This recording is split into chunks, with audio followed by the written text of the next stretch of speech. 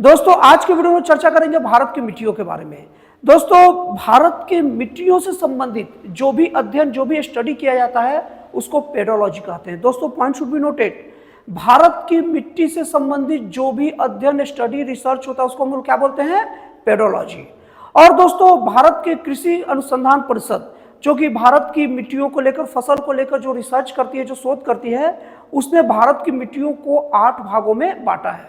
और दोस्तों आज की वीडियो में हम लोग ये भारत की मिट्टियों के 8 भाग और उससे संबंधित बहुत ही ज्यादा काम की जानकारी को डिस्कस करेंगे, जो कॉम्पिटिटिव एग्जाम के लिहाज से तो बहुत ज्यादा इंपॉर्टेंट है, लेकिन जो लोग कॉम्पिटिटिव एग्जाम की तैयारी नहीं करते हैं, जनरली हर व्यक्ति को भी ये जानकारी होना चाहिए। तो दोस्तों अब हम लोग शुरू करते हैं अलग अलग मिट्टियों के भाग को। दोस्तों इस क्रम में सबसे पहले हम लोग अध्ययन करते हैं जलोढ़ मिट्टी का। दोस्तों जलोढ़ मिट्टी होता क्या है, सबसे पहले समझ लो। दोस्तों जब ये नदियां जब पहाड़ों से उतरती हैं तो नदी क्या है कि पहाड़ों के पत्थरों को हल्का हल्का हल्का हल्का लगड़ लगड़ काटती है बहुत धीमी गति से, और वो जब काट के एकदम बारीक जो कण इकट्ठा करती है दोस्तों, उसी को हम लोग गाद कहते हैं। तो दोस्तों एकदम करोड़ों साल में वो जो नदी वो पहाड़ों को काट काट के जो महीन गाद का जो अंबार लगा देती है दोस्तों, उसी मिट्टी को हम लोग जलोढ़ मिट्टी कहते हैं। दोस्तों आप लोगों को बता दूं कि उत्तरी भारत के मैदान का निर्माण, जिसमें पंजाब है, हरियाणा है, उत्तर प्रदेश है, पश्चिम बंगाल है, और तो और दोस्तों तटीय भाग किसको कहते हैं दोस्तों, आप लोग बता दूं, तटीय भाग का मतलब ये होता है कि जो समुद्र के किनारे जो तट होते हैं और उसके बाद में पहाड़ होते हैं। दोस्तों तटीय भाग में समझ लीजिए कि जो भारत के प्रायद्वीपीय भाग के बीच में पूरे के पूरे पठार पहाड़ हैं और उसके बाद समुद्र है, और समुद्र और पठार पहाड़ के बीच में जो एक मैदानी सकरी सी जो पट्टी टाइप की रहती है, उसी को हम लोग तटीय भाग कहते हैं। तो दोस्तों उन तटीय भागों में भी इस टाइप की मिट्टी का निर्माण होता है। तो दोस्तों अब तो ये आप लोग क्षेत्र समझ गए और इस मिट्टी का निर्माण कैसे होता है ये आप समझ गए। और दोस्तों आप लोग को बता दूं मैं लगे हाथ कि ये जो आज का जो उत्तर प्रदेश, बिहार और पश्चिम बंगाल जो है ना, वो किसी जमाने में बहुत गहरा समुद्र हुआ करता था, लेकिन हिमालय के द्वारा जो नदियां को काट काट के जो महीन गाद इकट्ठा कर करके इन खाली जगह को, इन गहराइयों को भर दिया गया। वही भरा भाग आज यूपी, बिहार और बंगाल के मैदान के रूप में हमें दिखता है, और जो नदी उन महीन गादों को लाला का इकट्ठा किया, आज वो नदी उसमें खुद एक रेखा के रूप में बह रही है। तो दोस्तों अब आगे स्टडी करते हैं। तो दोस्तों जलोढ़ मिट्टी का भारत में सबसे ज्यादा भाग जलोढ़ मिट्टी का ही है। ये भारत देश के 40% भाग पर फैला है। दोस्तों पॉइंट शुड बी नोटेड, अक्सर आपसे कॉम्पिटिटिव एग्जाम में पूछा जा सकता है कि भारत में पाई जाने वाली मिट्टियों में कौन सी मिट्टी सबसे ज्यादा मात्रा में पाई जाती है। तो कौन सी मिट्टी है दोस्तों, जलोढ़ मिट्टी है, और उसका परसेंट क्या है, 40% है। और दोस्तों इसके बाद में आप लोग को बता दूं, ये जो मिट्टी में अगर पोषक तत्वों की बात की जाए तो इस मिट्टी में पोटास की बहुत प्रचुर मात्रा होती है, और दोस्तों इन मिट्टियों में नाइट्रोजन, फास्फोरस और जीवाश्म की कमी होती है। अब दोस्तों लगे हाथ आपको एक चीज और बता दूं, जिन जगह की मिट्टियों में नाइट्रोजन की कमी होगी वहीं पर हम अलग से उर्वरक डालते हैं। उर्वरक को जनरली सामान्य भाषा में यूरिया कहते हैं। इसमें नाइट्रोजन की बहुत ज़्यादा प्रचुरता होती है। तो दोस्तों देख लीजिए, चाहे उत्तर प्रदेश हो, पंजाब हो, चाहे बंगाल हो, चाहे हरियाणा हो, चाहे साउथ इंडिया का तटीय भाग हो, हर जगह इस खाद का उपयोग, यूरिया का उपयोग खाद के रूप में करते हैं, उर्वरक बढ़ाने के लिए करते हैं। क्यों? क्योंकि इन मिट्टियों में नाइट्रोजन की कमी होती है और यूरिया में नाइट्रोजन प्रचुर मात्रा में होता है, जो खेतों तक अच्छे से पहुंच जाता है। और दोस्तों लगे हाथ आपको ये बात भी बता दूं कि भारत में सर्वाधिक जो खेती इसी मिट्टी में की जाती है, मतलब सबसे ज्यादा देश का खाद्यान्न यही मिट्टी हमको करके देती है, और ये देश की सबसे उपजाऊ मिट्टी है। अब दोस्तों आप लोग एक चीज और बता दूं कि जलोढ़ मिट्टी को 2 भागों में बांटा गया। पॉइंट को नोट करिएगा, कॉपी कलम लेके बैठिएगा। जो पुरानी जलोढ़ मिट्टी होती है ना दोस्तों, उसको बांगड़ कहते हैं, और नई जलोढ़ मिट्टी को हम लोग क्या कहते हैं, खादर बोलते हैं। अब दोस्तों अगर मिट्टी की दूसरी प्रकार देखा जाए तो वो बात करते हैं काली मिट्टी के बारे में। दोस्तों काली मिट्टी का निर्माण ना बेसाल्ट चट्टानों के टूटने फूटने से हुआ है। Point should be noted. कोई आपसे पूछ दे कि काली मिट्टी का निर्माण कैसे हो भाई बताओ, तो तुरंत क्या बोलेगा, बेसाल्ट चट्टानों के टूटने फूटने से हुआ है। अब दोस्तों इसमें पाए जाने वाले पोषक तत्वों की बात की जाए तो इसमें पाए जाने वाले पोषक तत्वों को कॉपी पेन रखिए, नोट करिए, बहुत काम की चीज आप लोगों को बता रहा हूं। इसमें पाए जाने वाले पोषक तत्व क्या है, आयरन, चूना, मैग्नीशियम और एल्युमिनियम, जो इसमें प्रचुर मात्रा में पाई जाती है। और दोस्तों इसके साथ ही साथ इस मिट्टी में पोटास की मात्रा भी पाई जाती है। अब दोस्तों आप लोग को बता दूं कि इस मिट्टी का रंग काला टिटेनी फेरस मैग्नेटाइट और जीवाश्म के कारण होता है। दोस्तों ये जो मैं अभी यौगिक का नाम बोला उसको आप नोट करके रखिए फिर से। काली मिट्टी का रंग काला टिटेनी फेरस मैग्नेटाइट और जीवाश्म के कारण होती है। ये नोट करके रखिएगा, ये बहुत ज़्यादा काम का चीज़ है। कभी भी आएगा कोई पूछ देगा तो आपका वैल्यू बढ़ा देगा ये। और दोस्तों इस मिट्टी में भी फास्फोरस, नाइट्रोजन और जैव पदार्थों की कमी होती है। दोस्तों मैंने आप लोगों को बताया था कि जिस मिट्टी में नाइट्रोजन की कमी होगा वहाँ यूरिया का यूज होगा, वही रासायनिक खाद। तो इस क्षेत्र में भी इसका उपयोग होता है क्योंकि नाइट्रोजन की जरूरत पूरा कर सके। और दोस्तों आप लोगों को बता दूं इस मिट्टी को रेगूर मिट्टी भी कहते हैं। Point should be noted. इस मिट्टी को और क्या बोलते हैं? रेगूर मिट्टी भी कहते हैं। और दोस्तों ये जो मिट्टी होता है ना वो कपास की खेती के लिए आइडियल होता है।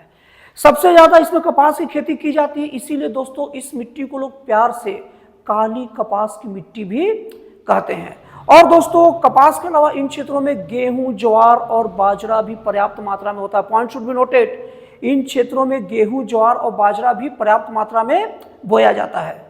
और दोस्तों काली मिट्टी का अगर एक देखा जाए कि एक किस राज्य में पाया जाता है तो दोस्तों काली मिट्टी मुख्य रूप से गुजरात, महाराष्ट्र, मध्य प्रदेश का पश्चिमी जिला और उड़ीसा का दक्षिणी जिला और कर्नाटक के उत्तरी जिले में इसका फैलाव है। दोस्तों ये जो मैं जगह बताया ना उसको नोट करके रखिएगा, इससे कॉम्पिटिटिव एग्जाम में अक्सर क्वेश्चन आते जाते रहते हैं। और दोस्तों इसके अतिरिक्त बात किया जाए तो तमिलनाडु का क्या है? सेलम जिला, फिर उसके बाद कोयम्बटूर जिला और रामनाथपुरम में, और राजस्थान के बूंदी और टोंक जिले में एक काली मिट्टी का भी विस्तार वहां भी है। इस जिलों को भी आप नोट करके रखिएगा। अब दोस्तों इसके बाद हम लोग बात करते हैं लाल मिट्टी की। दोस्तों जो लाल मिट्टी का जो निर्माण है ना दोस्तों वो जलवायु परिवर्तन के समय रवेदार और कायांतिक चट्टानों के विघटन और वियोजन से हुआ है। और दोस्तों इसमें पाए जाने वाले प्रमुख तत्वों की बात की जाए तो इसमें सबसे ज्यादा सिलिका और आयरन की मात्रा होती है। तो दोस्तों ये जो बताया उसको नोट करके आप रखिएगा। और दोस्तों लाल मिट्टी का जो लाल रंग होता है ना दोस्तों वो फेरिक ऑक्साइड या जिसे हिंदी में लौ ऑक्साइड भी कहते हैं इसके कारण रहता है। लेकिन दोस्तों जैसे ही ये जल के साथ मिलता है ना इसका रंग पीला हो जाता है। और दोस्तों ये जो लाल मिट्टी है ना वो स्वभाव से अम्लीय होती है और इसमें नाइट्रोजन, फास्फोरस और ह्यूमस की कमी होती है। दोस्तों इसमें भी मतलब इसको उर्वरता बढ़ाने के लिए इसमें भी खाद डाला जाता है जिसे यूरिया कहते हैं। और दोस्तों इस मिट्टी में गेहूं, कपास और मोटे अनाजों की खेती की जाती है।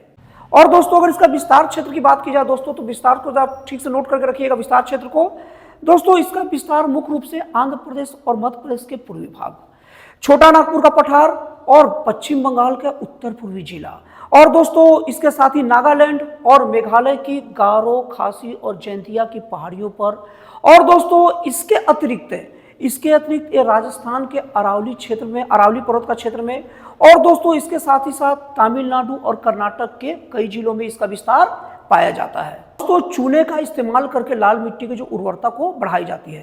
दोस्तों पॉइंट शुड बी नोटेड, लाल मिट्टी को जो उपजाऊपन बढ़ाने के लिए इसमें क्या मिलाया जाता है? चूने का इस्तेमाल किया जाता है। अब दोस्तों इसके बाद हम लोग आते हैं लेटराइट मिट्टी के बारे में। दोस्तों जो लेटराइट मिट्टी जो होता है ना दोस्तों ये उच्च ताप और भारी वर्षा वाले क्षेत्रों में पाए जाते हैं।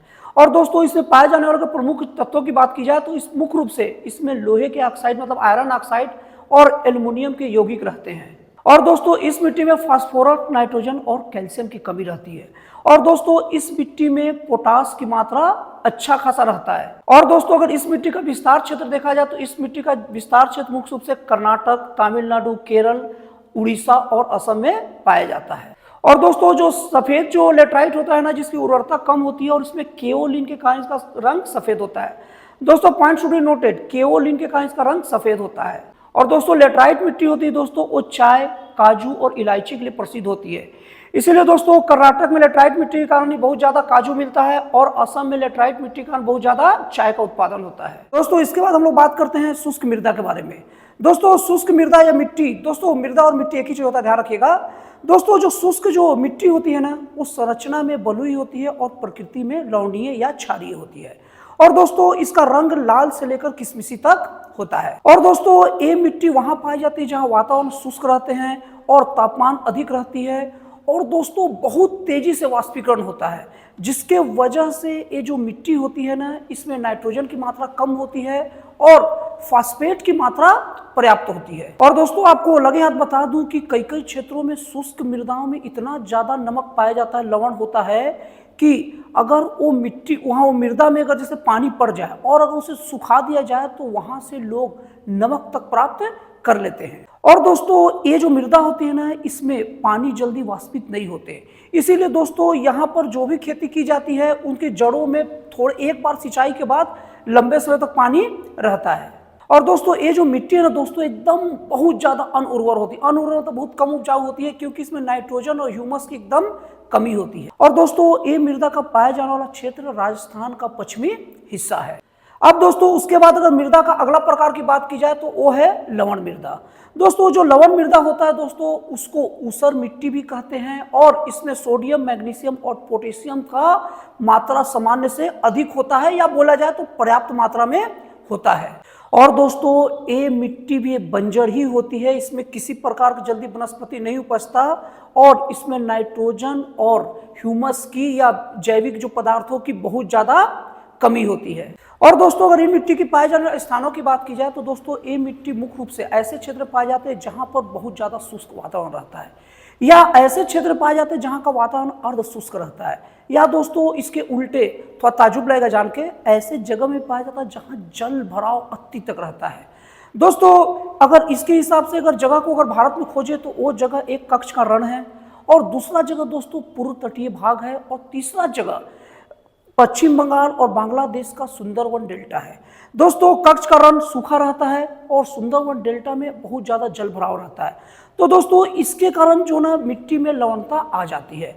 और दोस्तों आप लोग को बता दूं कि हरित क्रांति के कारण, अत्यधिक सिंचाई के कारण पंजाब हो गए, हरियाणा हो गए, इन सबको मैदानों में जो जलोढ़ मिट्टी है वो ज्यादा मतलब सिंचाई के कारण बहुत ज़्यादा पानी एनी टाइम मिट्टी में पड़ते रहा और जल भराव की स्थिति आ गई, इसलिए वहाँ की जलोढ़ मिट्टी भी लवण मिट्टी में कन्वर्ट होते जा रहा है। इसलिए दोस्तों इसको लेकर कृषि वैज्ञानिक भी बहुत ज़्यादा चिंतित हैं। अब दोस्तों हम लोग अगली मिट्टी की बात करें तो वो है पीटमय मृदा या पीटमय मिट्टी।